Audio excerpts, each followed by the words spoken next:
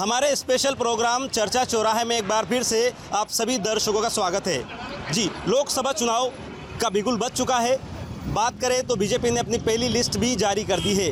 वहीं देवास शाजापुर संसदीय क्षेत्र से महेंद्र सिंह सोलंकी को एक बार फिर से बीजेपी ने मौका दिया है। चलिए, देवास में किस तरह की हवा है, किस तरह का माहौल है, उसी विषय को लेकर आज हमारे साथ कुछ साथी मौजूद हैं, उनसे बात करते हैं किस तरह का माहौल है। बताइए भैया, लोकसभा चुनाव की जो है तारीख जल्द सामने आने वाली, क्या लगता है, क्या माहौल है देवास का?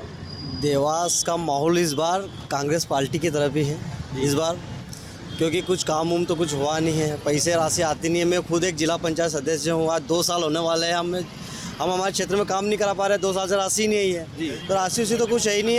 अभी शायद की राशि हमारे सांसद महोदय जी ने क्षेत्र में शायद बांटी है, बाकी तो मुझे नहीं लगता है कहीं बांटी है।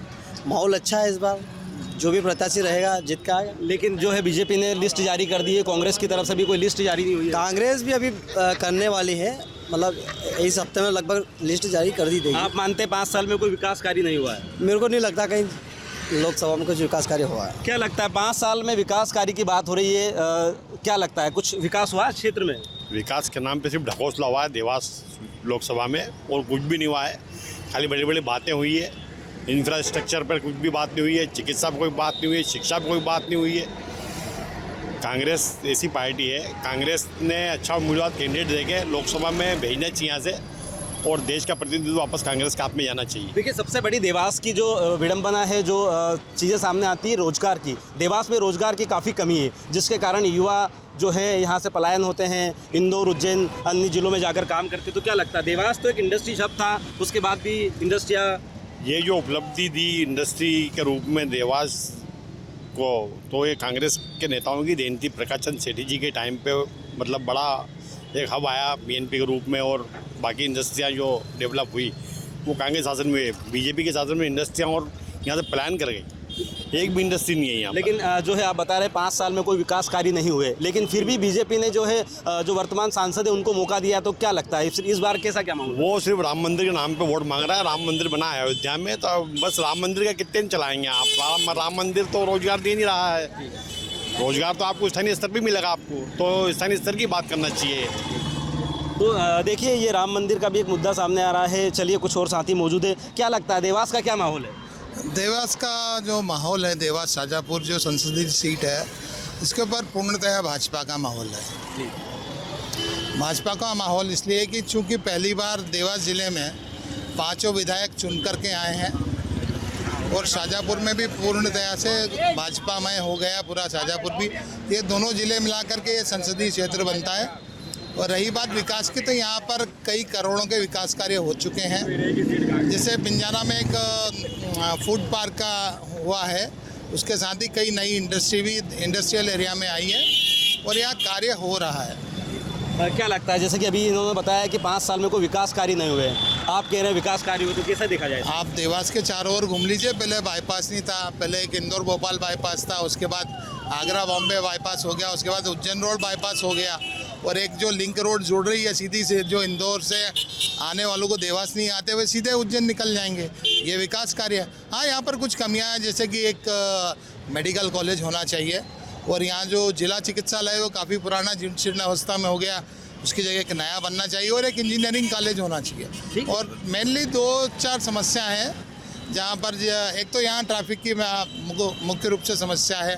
इसके बाद जो आपने भाई साहब ने बताया था कि जो बेरोजगारी है, तो बेरोजगारी तो अपनी जगह है ही। लोग तो पहले भी जाते थे काम करने, और अभी भी जा रहे हैं। अब इंदौर तो आर्थिक राजधानी मध्य प्रदेश की, तो वो इंदौर जाना पड़ता स्वाभाविक। इनका भी कुछ कहना है कि जो है रोजगार की बात की जाए तो ज़रूर कुछ कमियां हैं जिसे दूर किया जाएगा। क्या लगता है सबसे बड़ा मुद्दा क्या है, क्योंकि लोकसभा चुनाव की तारीख जल्द नज़दीक आने वाली है, क्या माहौल है अभी, कैसे देखते हैं देवास को? सर, सबसे पहले तो आपको बता दूं, लोकतंत्र, आपका लोकतंत्र बिल्कुल बदल चुका है। पहले के समय में जनता उम्मीदवार को चुनती थी, और अब की जो परिदर्शा है कि पार्टी जो है उम्मीदवार तय कर रही है। तो ये हमारा बदलता लोकतंत्र है। तो मैं आपसे ये कहूँगा कि विकास का कार्य की आप बात भी कर रहे हैं, तो विकास के बारे में हमारे जनप्रतिनिधि चिन्हित है जनता के द्वारा, उन्हें ही विकास के कार्य के लिए नहीं मिल रही है। तो आप क्या कह सकते हैं कि विकास हुआ है? क्या मानते हैं, मतलब आप ये आपका ये कहना है कि क्षेत्र में कोई विकास नहीं हुआ पिछले 5 साल? नहीं, विकास नहीं हुआ। आज हमारा जनप्रतिनिधि आपके सामने है। अगर उनको कुछ मिलता तो वो आपसे निस्वार्थ भाव से कहते कि ऊपर से दी हुई सरकार ने हमारे क्षेत्र में दिया है विकास के क्या लिए। मानते हैं इस बार क्या मोदी की लहर फिर से चलने वाली है? मोदी की कोई लहर नहीं है। ये आप एक धुन बजती है जब कोई गाना चलता है, मेरे अंगने में तुम्हारा क्या काम है, तो वो अभी एक गाना चल रहा है। आने वाले समय में ये सब परिवर्तित होगा। और आप देख रहे हैं दिल्ली, देश की राजधानी दिल्ली के अंदर आम आदमी पार्टी की सरकार आज से नहीं 1 बार 2 बार 3 बार पलट कर आई। वहाँ के नेताओं को इस प्रकार से प्रताड़ित किया जा रहा है कि उन्हें बाहर ही नहीं निकाला जा रहा है।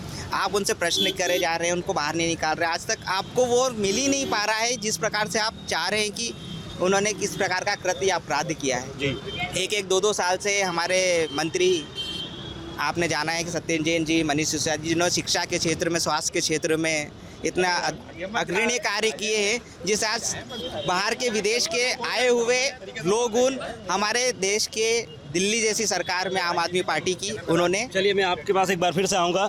जी बताएं, 5 साल में विकास कार्यों की अगर बात की जाए तो देवास को किस दृष्टिकोण से देखते हैं आप? विकास के नाम पे ये है कि अगर मैं बात करूँ एक आम आदमी की तरह, इंफ्रास्ट्रक्चर पे काम हुआ है, सौंदर्यीकरण पे काम हुआ है, बिजली और पानी की समस्या पे बहुत कुछ निराकरण हुआ।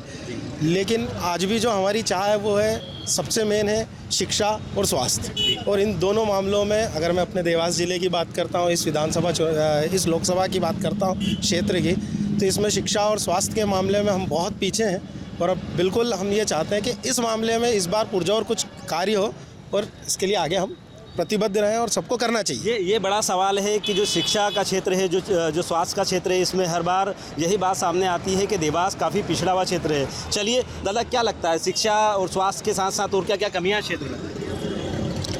अब कमियां तो हैं, फिर भी पहले से ठीक है। जी। हाँ, क्या लगता है इस बार क्या माहौल है? माहौल तो बस मोदी जी का माहौल चल ही रहा है। जी।